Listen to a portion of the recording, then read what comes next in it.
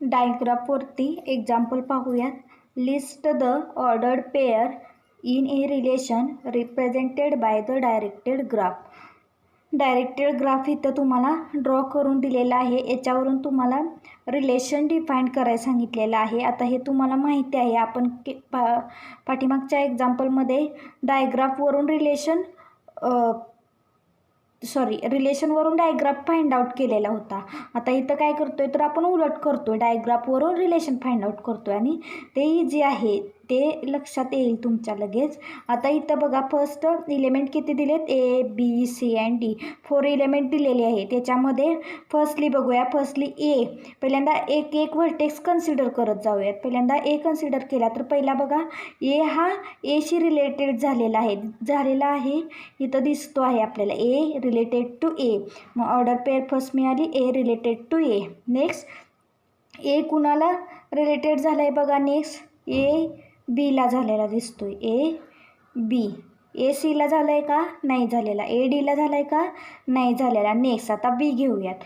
तर बी कुणाला झाला आहे बघा, बी झालेला आहे रिलेटेड टू सी. बी सीला रिलेटेड झालेला आहे.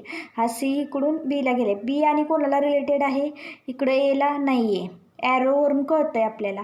नेक्स्ट सी घ्या. सी कुणाला रिलेटेड झालेला आहे बघा, सी रिलेटेड झाला आहे इकडं बीला झाला आहे आणि इकडं डीला झाला आहे. सी डी आणि सी बी. नेक्स्ट आता सीचं झालं. आता नेक्स्ट इलेमेंट घेऊया डी. आता डी कुणाला रिलेटेड झालं आहे तर डी कुणाला झालं आहे, एला झालं आहे. म्हणजे तुम्हाला गिवन डायग्राफवरून रिलेशन काय मिळालं तर हे रिलेशन मिळालं. आणि याच्यावरून तुम्हाला सेट कोणता मिळेल मग, ए बी सी डी. म्हणजे याच्यावरून जर सेट डिफाईन केला आणि तर सेट काय मिळेल तुम्हाला, A B C and D हा सेट मिळेल. नाव नेक्स्ट एक्झाम्पल पाहूयात. Draw the directed graph represented the relation R. काय दिलेलं आहे, रिलेशन डिफाईन करून दिलेलं आहे आणि त्याच्यावरून तुम्हाला डायग्राफ फाइंड आउट करायला सांगितलेलं आहे. आता दिलेल्या रिलेशनमध्ये काय काय आहे बघा, 1 आहे, 2 आहे, 3 आहे आणि 4 आहे. म्हणजेच सेट काय डिफाईंड होईल दिलेल्या रिलेशनवरून, set A is equal to 1 2 3 4. म्हणजेच दिलेल्या रिलेशनमध्ये एकूण किती व्हर्टेक्स मिळाल्या, 4 व्हर्टेक्स मिळाल्या. मग 4 व्हर्टेक्स आपण प्लेस करूयात. व्हर्टेक्स ही 1ची 1, इथं 2, इथं 3, इथं 4 व्हर्टेक्स केला. आता रिलेशन डिफाईन केलेला आपण दाखवूया.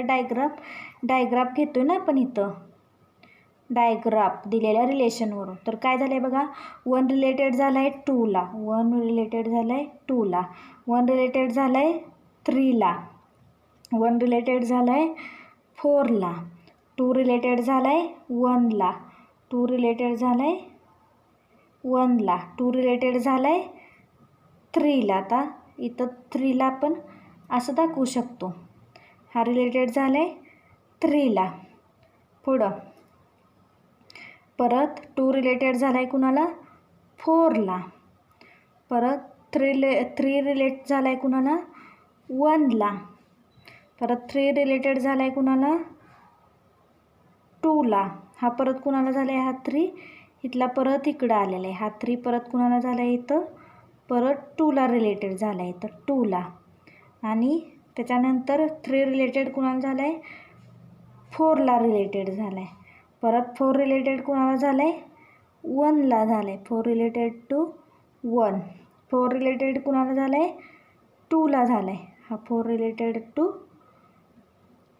2. आणि परत 4 रिलेटेड कुणाला झालं आहे, 3ला झालं आहे. म्हणजे इथं काय झालेलं आहे, याच्या सगळ्या आपण ऑर्डर पेअर घेतलेले आहेत इथं, त्या काय झालेत एकामेकाला रिलेशन त्यांच्यामध्ये डिफाईन झाले. म्हणजे 1 जर 3ला झाला तर 3 1ला झालं आहे, परत 3 4ला झाला तर 4 3ला झालं आहे, 3 2ला झालं तर 2 3ला झालं आहे, परत 2 1ला झाला तर 1 2ला झाला आहे. म्हणजे इथं काय झालं आहे, सगळ्यामध्ये हे रिलेशन डिफाईन झालेलं आहे. नाव नेक्स्ट पाहूयात आपण. Next example, list the ordered pair in the relation on capital R is equal to 1 2 3. corresponding to the matrices, hence drawn the directed graph representing that relation. मग तुम्हाला इथं मॅट्रिक्स दिलेला आहे आणि काय सांगितले त्यांनी मॅट्रिक्सवरून matrices hence drawn the directed graph representing in the relation. म्हणजे दिलेल्या मॅट्रिक्सवरून तुम्ही रिलेशन रिप्रेझेंट करा आणि त्या रिलेशनवरून डायग्राफ फाइंड करा. मग फर्स्टली आपण पहिला घेऊयात पहिल्या मॅट्रिक्सवरून आपण रिलेशन डिफाईन करूयात. त्याला पहिल्या मॅट्रिक्ससाठी आपण नाव देऊयात R1चं रिलेशन डिफाईन करूयात. R1मध्ये बघा आता हा जर आपण घेतला मॅट्रिक्स तर इथं काय असेल, ह्याच्यामध्ये एलिमेंट काय दिलेत 1 2 and 3 दिले, 1 2 आणि 3. मग याला आपण नाव दिलं MR1. मग हा मॅट्रिक्स आपण परत इथं लिहून घेऊयात 1 0 1 0 1 0 1 0 1. मग अशी एका लेक्चरमध्ये एक्झाम्पलमध्ये तुम्हाला सांगितलं होतं 1 काय करतो, रिलेशन डिफाईन करतोय आणि 0 काय करतोय, रिलेशन नॉट डिफाईन करतोय. म्हणजेच इथं काय झालं, हे 1 2 आणि 3 1 2 आणि 3. मग याच्यावरून आपण काय देअरफॉर MR1 तुम्ही फाइंड आउट करताय, रिलेशन R1 डिफाईन करतायत ह्या मॅट्रिक्सवरून, दिलेल्या मॅट्रिक्सवरून. मग रिलेशन कसं डिफाईंड होईल तुमचं, इथं बघा 1 रिलेटेड टू 1 आहे, 1 रिलेटेड टू 0 आहे का, 1 रिलेटेड टू 2 आहे का, तर नाही, कारण इथं काय मिळालं, 0 मिळालं. म्हणून इथं काय मिळालं 1 2. 1 रिलेटेड टू 3 आहे का, तर आहे. पुढं 2 रिलेटेड टू 1 आहे का, नाही. 2 रिलेटेड 2 आहे का, आहे. 2 रिलेटेड 3 आहे का, नाही. पुढं 3 रिलेटेड 1 आहे का, आहे. 3 रिलेटेड 1. नेक्स्ट 3 रिलेटेड 2 आहे का, नाही. 3 रिलेटेड 3 आहे का, आहे. म्हणजे इथं हे कंप्लीट झालं. आता दिलेल्या मॅट्रिक्सवरून रिलेशन तुम्ही डिफाईन करून घेतला. तर याच्यावरून तुम्ही मॅट्रिक्स फाइंड आउट करूया. तर याच्यावरून तुम्ही डायग्राफ फाइंड आउट करा. तर याच्यावरून डायग्राफ फाइंड आउट करत असेल तर तुम्ही कसा कराल, 1 2 and 3 हे 3 एलिमेंट मी घेतले. आता याच्यावरून रिलेशन कसं डिफाईन झालं आहे, 1 1 ला, परत 1 2 ला, 1 3 ला, 2 2 ला, 3 कसा झाला आहे 1 ला आणि 3 वरती झाला आहे. म्हणजे दिलेल्या ह्याचं तुम्हाला हे काय, हा काय मिळालं, डायग्राफ मिळाला. डायग्राफ फॉर मॅट्रिक्स पहिला, हा जो मॅट्रिक्स दिलेला होता त्याच्यासाठी. आता नेक्स्ट मॅट्रिक्ससाठी काढूया सेकंड मॅट्रिक्स. आपण त्याला नाव देऊयात MR2 आणि हा मॅट्रिक्स लिहून घेऊयात आपण. काय दिलं आहे बघा, 1 1 1 1 0 1 0 1 1. हा मॅट्रिक्स दिलेला आहे आणि 1 2 3 1 2 3. मग याच्यावरून रिलेशन तुम्हाला इथं मिळेल. याच्यावरून रिलेशन आपण इथं लिहूयात. रिलेशन काय मिळेल, रिलेशन 1 ला 1 आहे, 1 ला 2 आहे. नेक्स्ट 1 ला 3 आहे. नेक्स्ट परत 2 ला 1 आहे, इथं लिहिते खाली. 2 ला 2 नाही आहे, 2 ला 3 आहे. नेक्स्ट 3 ला 1 नाही, 3 ला 2 आहे, 3 ला 3 आहे. म्हणजे दिलेल्या दुसऱ्या मॅट्रिक्सवरून काय झालं, इथं तुमचं रिलेशन डिफाईन झालं. तर ह्याच्यावरून तुम्ही डायग्राफ काढूया. आता ह्याचा डायग्राफ आपण काढूया. आता ह्याचा डायग्राफ काढताना काय मिळेल आपल्याला, किती एलिमेंट आहेत, 1 2 3 आहे. मग 1 2 3 घेतले आपण. आता 1 2 3 घेताना रिलेशन काय डिफाईन झालं बघा, 1 1 1 1. नेक्स्ट 1 2 1 2 कडे, परत 1 3 1 3. Next 2 1 2 1.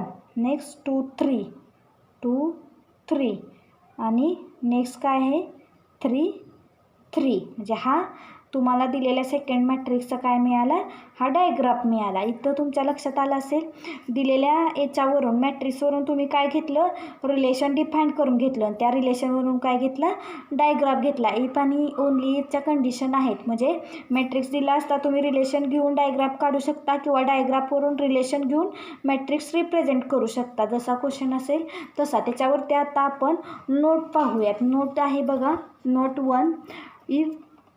If in the directed graph, note first, if in the directed graphचं दुसरं नाव काय आहे तर डायग्राफ नाव आहे. If in the directed graph of a relation capital R on a finite set capital A, every edge definition distinct vertices, every edge between distinct vertices.